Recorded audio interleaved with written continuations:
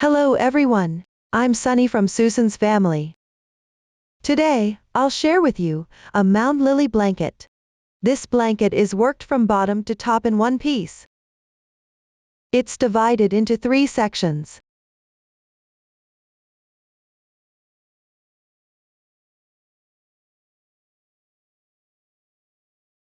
Since the yarn used for this blanket is quite special, it's not easy to undo. I recommend that before you start working, you can follow the demonstration to learn the method first with waste yarn.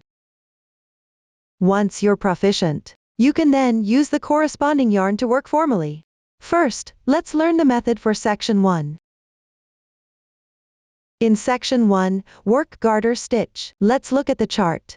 A vertical line represents knit on right side, or purl on wrong side, to avoid a crowded appearance in the chart. The empty squares also represent knit on right side, or purl on wrong side. A horizontal line represents purl on right side, or knit on wrong side. The piece is worked back and forth in rows. Check the key to see how to work a certain symbol on the right side, and on the wrong side. Now, please watch my demonstration of the specific method. First, cast on. Here, I'm using the cable cast on. To make it clearer for you, I am demonstrating with cotton yarn. The color is random. For specific yarn, color combinations, and needle sizes, please refer to the detail page of our product, and the printed pattern instructions. There are many more stitches.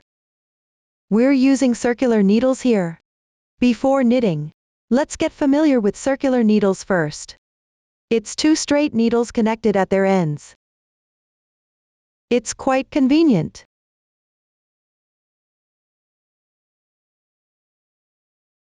Make a loose knot with the yarn. Leave the knot's tail longer. This makes it easier to weave in the ends.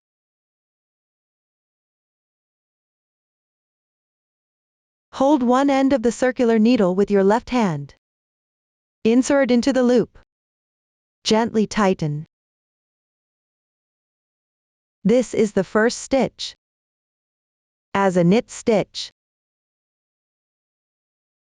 hold the other end of the circular needle. With your right hand like a pen, wrap the yarn around your little finger. Gently press the yarn with your ring finger and middle finger. Put this yarn between your index finger and middle finger. This is the basic knitting posture. Next, place the right hand needle above the yarn. From front to back, insert into the loop on the left hand needle. Lead the yarn with your right index finger. Wrap the yarn. Pull through the loop. Place it on the left hand needle. Don't pull the yarn too tight. Otherwise, it will be hard to work in later. This is the second stitch.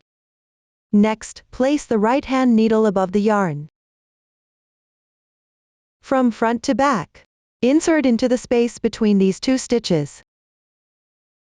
Note, it's between the 2 loops.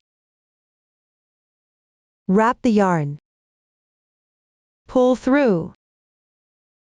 Place it on the left hand needle. This is the third stitch. Continue casting on. Place the right hand needle is above the yarn. From front to back, insert into the space between the 2 loops on the left needle. Wrap the yarn. Pull through. Place it on the left hand needle. This is the fourth stitch. Each insertion is between 2 loops.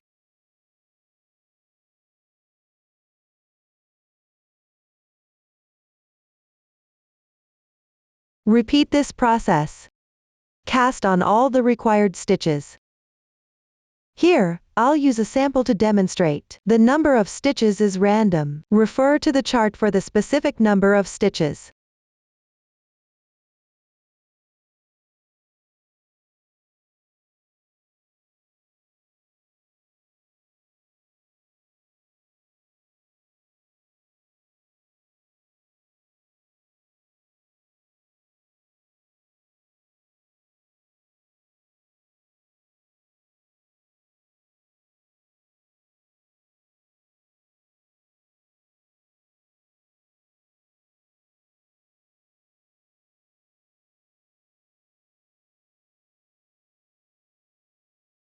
As you can see,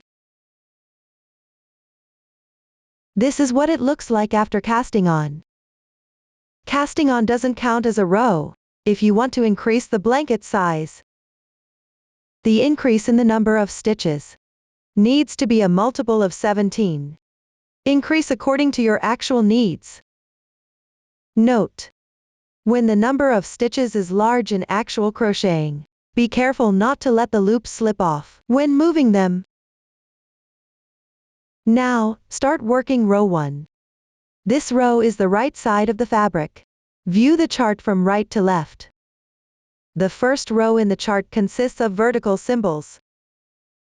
This indicates a knit stitch on right side. Place the right hand needle above the yarn. From front to back, insert into the first loop on the left hand needle. Note that you are inserting into the loop.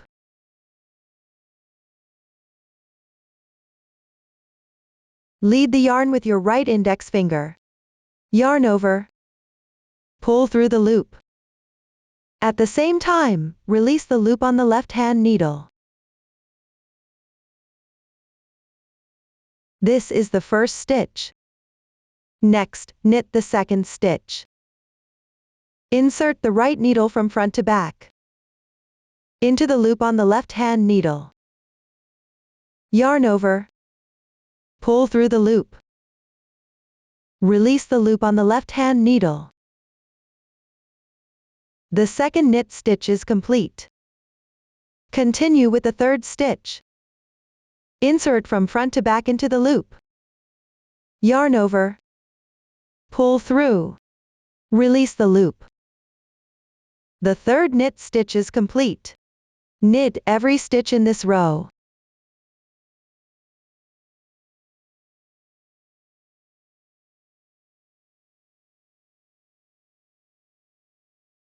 Knit all the loops on the left hand needle.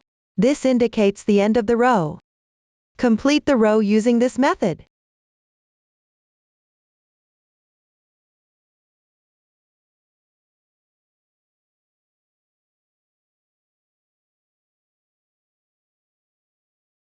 If the last loop is large, you can slightly tighten the yarn tail.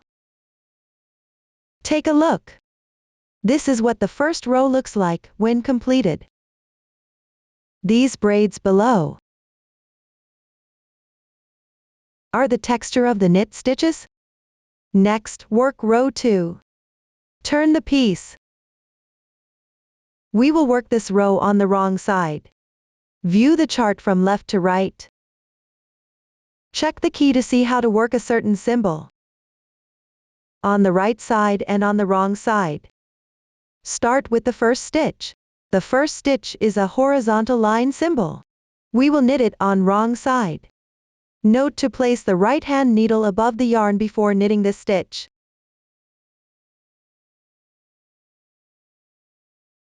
The rest are horizontal line symbols. Knit all of them. Continue until you finish this row.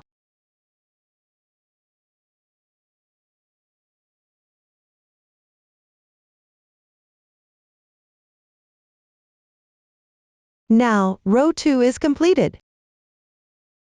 After completing it, turn it over to the right side and take a look. This row has a tile unit texture. It's the purl stitch texture. Next, we will work row 3. This row is worked on the right side. Knit all stitches.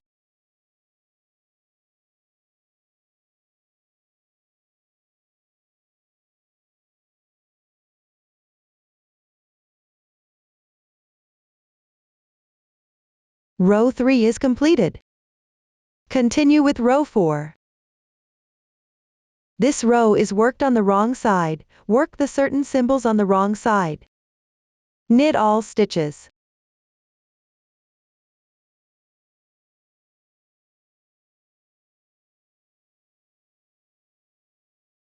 Row 4 is completed.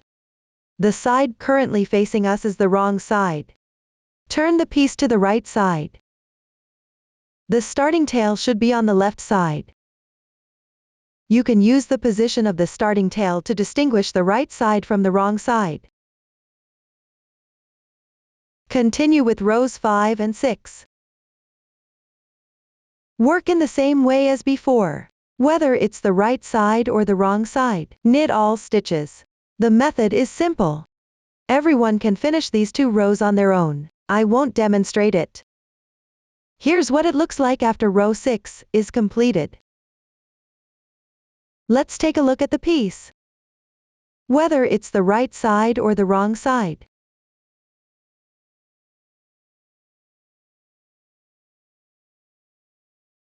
It alternates between 1 row of knit texture and 1 row of purl texture.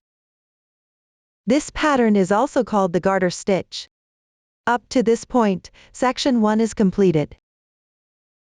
Next, let's learn the method for section 2. Let's look at the finished product. In section 2, continue the garter stitch on both sides. In the middle, work the wave pattern. The new stitches used are K2 tog, SPO, and yarn over.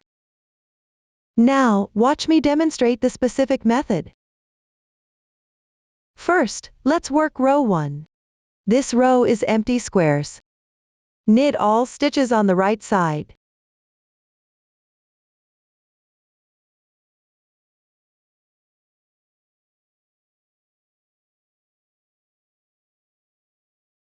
Row 1 is completed. Next, work row 2. Turn the work. We will work this row on the wrong side. Start with the first 6 stitches. Knit these stitches.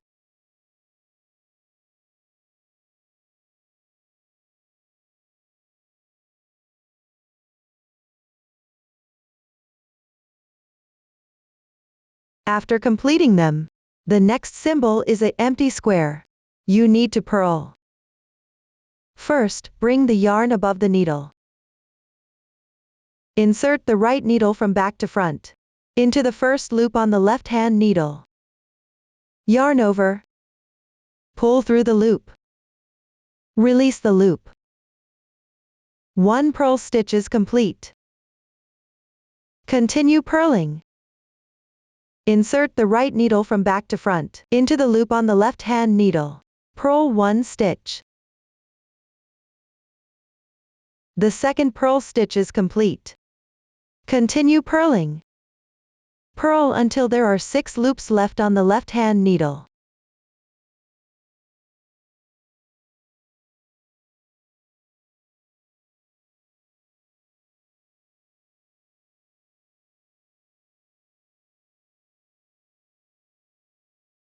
When you reach the corresponding position, work the next 6 stitches as knit stitches. Before knitting, first, bring the yarn under the needle. Then knit. Note: for the following knit and purl stitch changes, you need to bring the yarn over first, then continue working. Otherwise, you'll increase stitches while you're knitting. Don't forget, I won't repeat this again. Continue to finish the remaining loops.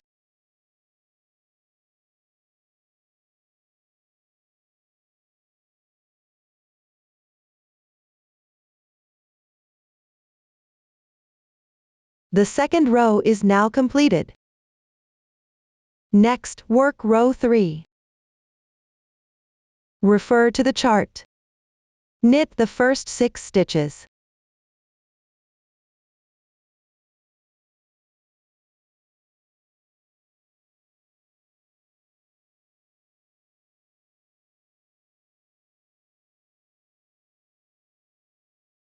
Once done, the next 3 stitches are the certain symbol, which means knit 2 stitches together, also known as K2 tog. The right-hand needle. Insert into 2 loops on the left-hand needle.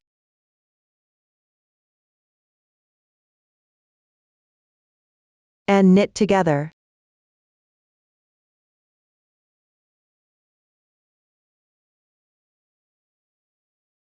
completing 1K2 tog. This effectively decreases one stitch. The right-hand needle continues to insert into 2 loops on the left-hand needle and knit together.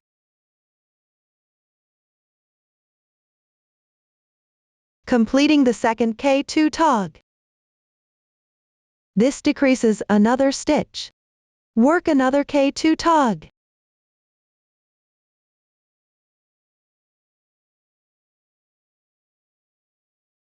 Decreasing 3 stitches in total.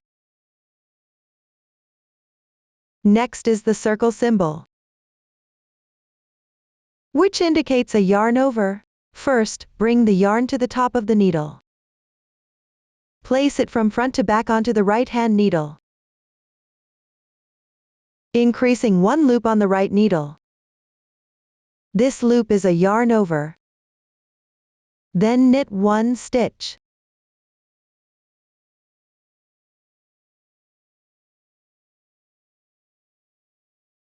Next is another yarn over. Bring the yarn to the top of the needle. Place it from front to back onto the right-hand needle. This increases another loop.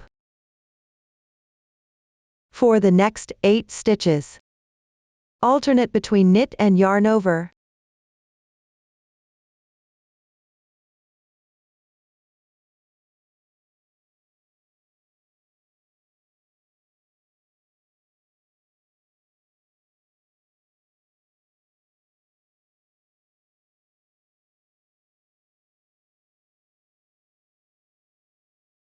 Once completed, let's take a look at the loops on the right-hand needle. Here, we have increased 6 stitches.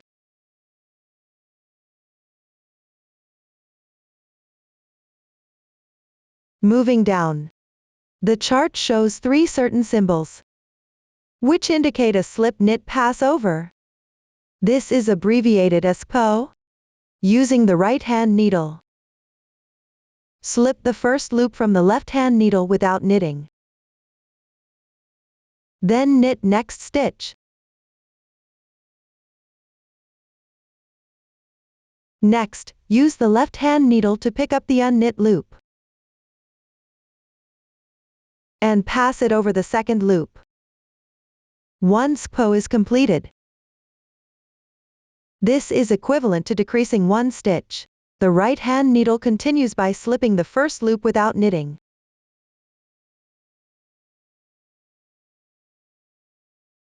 Then knit next stitch. The previous loop is pass over the next loop. The second PO is complete. Another stitch is decreased. Knit another PO.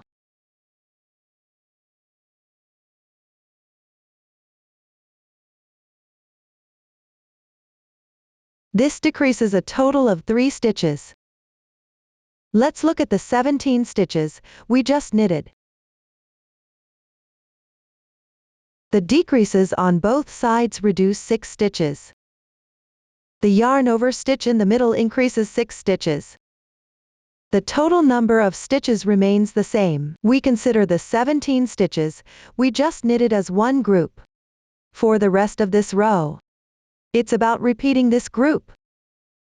Continue until there are 6 loops remaining on the left-hand needle. Note: the main part of this blanket is worked even. After completing each group of 17 stitches, you need to check the stitch count. To avoid any mistakes, I won't repeat this reminder later. Refer to the chart and continue knitting.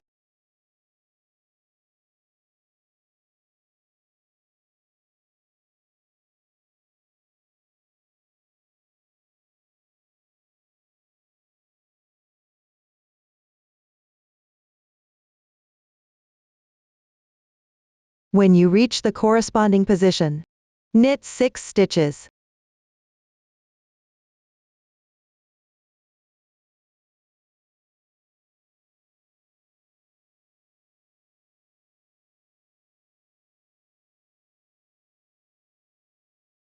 The third row will be completed. Next, knit the fourth row. For this row, knit the first 6 stitches and the last 6 stitches. Purl the remaining stitches.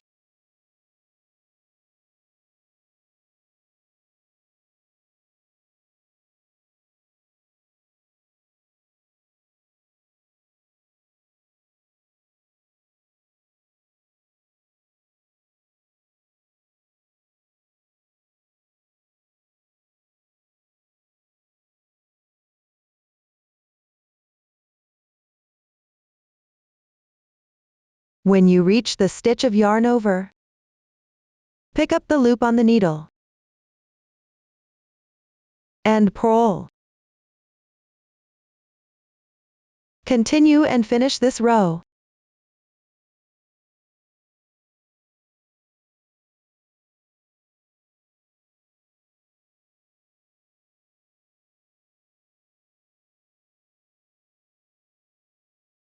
The fourth row will be completed. Continue knitting rows 5 to 7. Whether it's the right side or the wrong side. Knit the first 6 stitches and the last 6 stitches. On the right side, knit the remaining stitches. On the wrong side, purl the remaining stitches. The method is simple. Everyone can finish them. I won't demonstrate it. Here, my sample has completed the 7th row. Next, knit the 8th row. We will work this row on the wrong side. The chart shows all horizontal line symbols. Knit all of these stitches.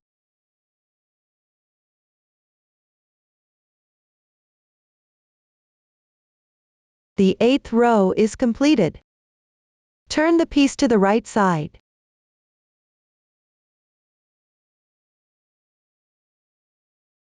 Let's take a look. The 8 rows, which we just knitted, is a wave pattern. The piece forms a wavy pattern.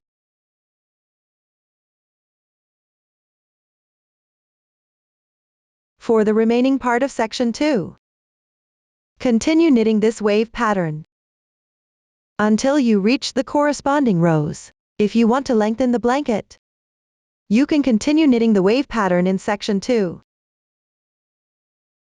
until you reach the desired length. Note: you should have at least 2 color segments of yarn remaining to knit section 3. The method for knitting section 2 is now complete. Next, I will continue using this sample to show you how to count rows in section 2. On the right side of the piece, find the list of braids between 2 loops of yarn over.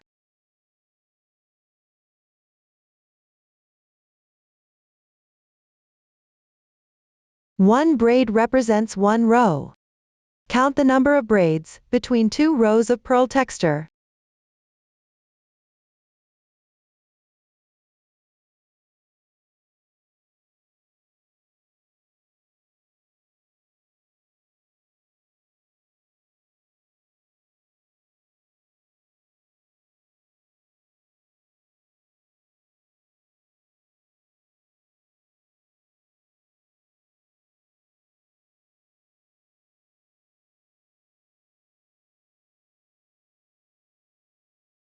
Indicates that 7 rows were knitted between the 2 purl rows. Adding the final purl row, a total of 8 rows were knitted. The loops on the circular needle do not count as a row. This is the method for counting rows. When actually knitting, you might encounter situations where the yarn tail is not long enough. You will need to join yarn. Here, the yarn color is quite special. When joining yarn, you need to match the color first. Take out all the remaining skeins. Each skein has 2 ends on both the inner and outer sides.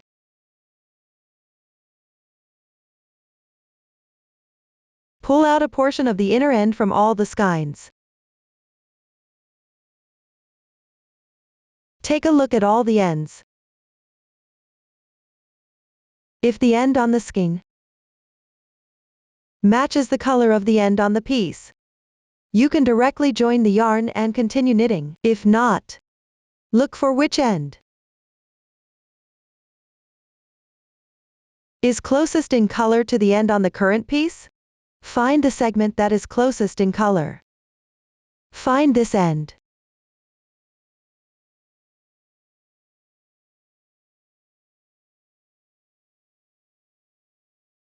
And unwind it until that matches the color of the end on the piece.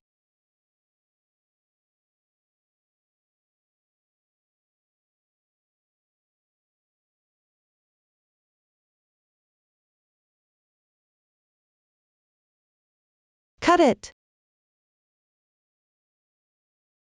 Set the unwound yarn aside. Use the yarn from the skein to join and continue knitting. If there is a knot in the skein, where the colors on either side of the knot are different, cut off the knot.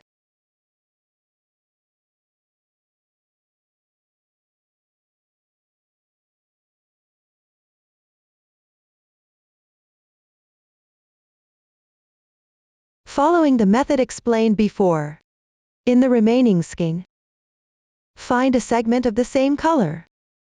Then join and knit. I will continue to demonstrate the joining method with this sample. Leave about 10 centimeters of length for both yarn tails. Make a double knot at the edge of the piece.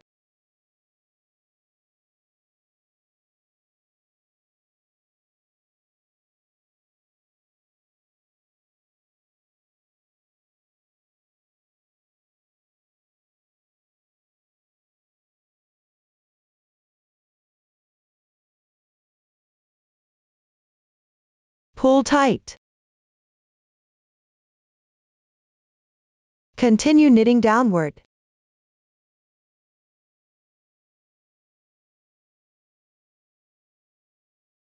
Place the yarn tails from joining on the wrong side of the piece. Leave them there for now. This is the method for joining yarn. For any future joining situations, or if there is a knot in the skein with different colors on either side, follow this method. Match the colors first, then join the yarn. Note that no matter where you join the yarn, place the knot on the wrong side of the piece. I won't repeat this again. Now let's learn the method for section 3. Let's look at the finished product. In section 3, continue knitting garter stitch. The method is simple. Everyone can finish this part on their own. I won't demonstrate it. Finish by binding off. Now please watch me demonstrate the binding off method. Binding off uses the basic knit bind off method. Knit 2 stitches first.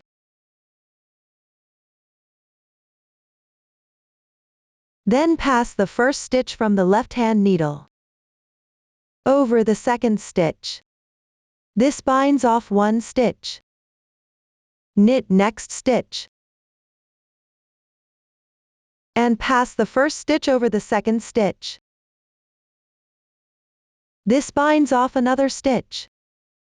This method of 1 stitch over another is called the basic knit bind off.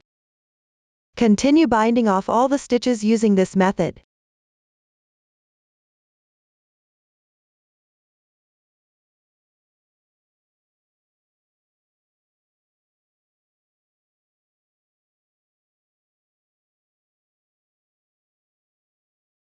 You will be left with 1 stitch. Enlarge the loop. Remove the needle. Leave about 10 centimeters of yarn tail before cutting the yarn. Pass the yarn tail through the loop once. Pull tight. Thread the yarn tail onto the sewing needle.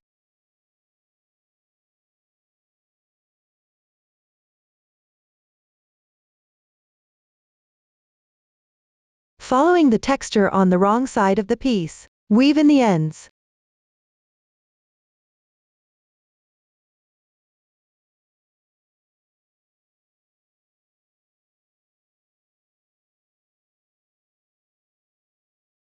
Trim any excess yarn tails. For the remaining yarn tails on the blanket, secure them using the same method. I won't demonstrate that. Now let's sew on the buttons. Let's look at the finished product. The buttons are sewn onto the two corners, along one of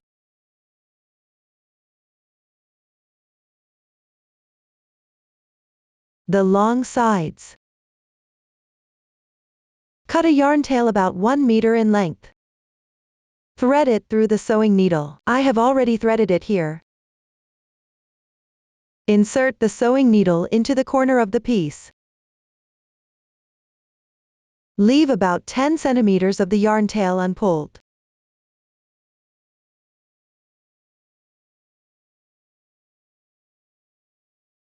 Pass the needle through the button.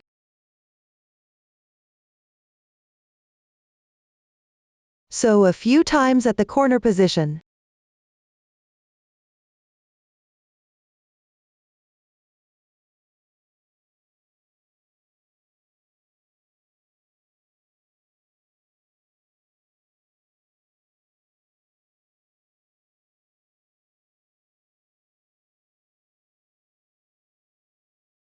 Then tie a knot with the remaining yarn tail and the reserved tail to secure it.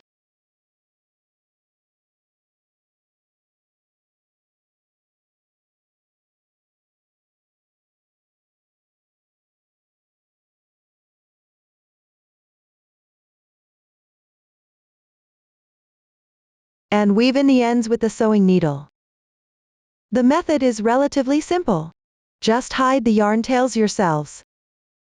Then attach the button at the center of the knit stitch, which is next to the rightest yarn over hole of the 6th wave pattern group counting.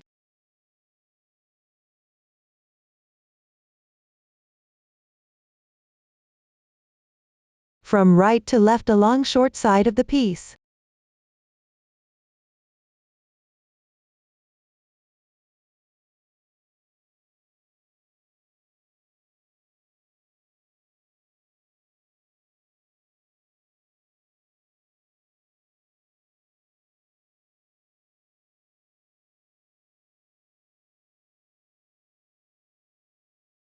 Or wherever you think it fits well.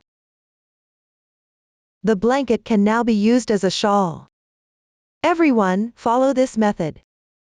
To sew on the other button. When using it, pin the brooch at a suitable position on your chest.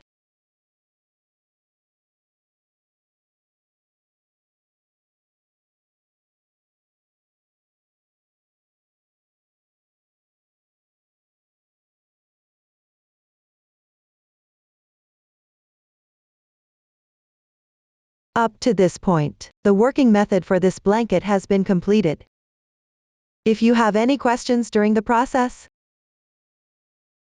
don't hesitate to reach us via our website, Susan's Family, supporting your handwork experience, sharing the joy of life. Thank you for watching. See you in the next episode.